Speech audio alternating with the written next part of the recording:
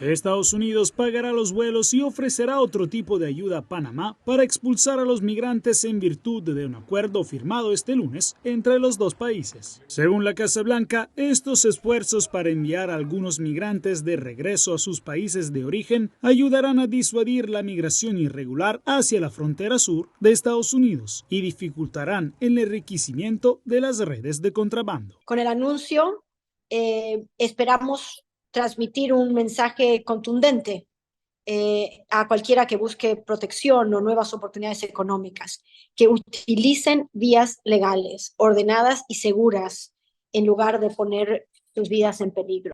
Además de apoyar a Panamá con equipos, transporte y logística, Estados Unidos entrenará a funcionarios panameños para que puedan determinar cuáles inmigrantes podrían ser expulsados del país. El nuevo presidente del país centroamericano, José Raúl Mulino, ha prometido en su inauguración cerrar el peligroso tapón del Darién, utilizado solo en 2023 por más de 500,000 personas que viajan hacia Norteamérica. No permitiré que Panamá sea un camino abierto a miles de personas que ingresan ilegalmente a nuestro país, aupados por toda una organización internacional relacionada con el narcotráfico y el tráfico de personas. Más de 190,000 personas han cruzado el tapón hasta ahora en 2024, la mayoría de ellos procedentes de Venezuela, Ecuador, Colombia y China. Los datos de los últimos días muestran que los cruces de indocumentados en la frontera sur de Estados Unidos han caído a su mínimo en 3 años, marcando el nivel más bajo en la presidencia de Joe Biden, después de que firmaron decreto que limita la inmigración allí en junio.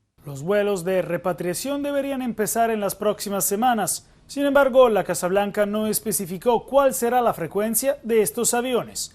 Además, no se especificó cuántos migrantes serán repatriados cada mes. Desde Washington, Jacopo Luzzi, Voz de América para Telearuba. Los fuertes vientos asociados al huracán Beryl azotaron a diversas islas en el Caribe y alcanzaron una velocidad superior a los 250 kilómetros por hora, equivalente a la categoría 5.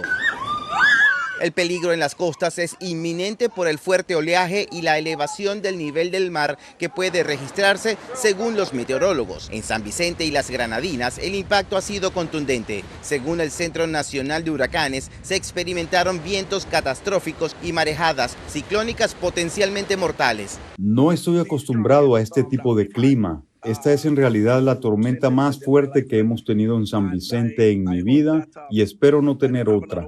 Y para ser justos, esto ni siquiera fue un impacto directo. Las ráfagas destrozaron inmuebles en Barbados, instalaciones portuarias y comercios, así como viviendas, fueron objeto de la fuerza de la naturaleza que produce desesperanza en los residentes de la isla. En este momento estoy realmente desconsolada porque esto es mucho trabajo, esto es más de una semana de trabajo aquí. Tenemos arena no solo en el exterior del local, sino también en el interior de la tienda. Primero debemos sacar todo y usar una pala y sacar toda la arena y luego lavar todo. En República Dominicana las autoridades destacaron las condiciones de riesgo en localidades costeras de esa nación ante la cercanía del cono de incertidumbre que involucra al huracán Beryl. Un poco más al norte.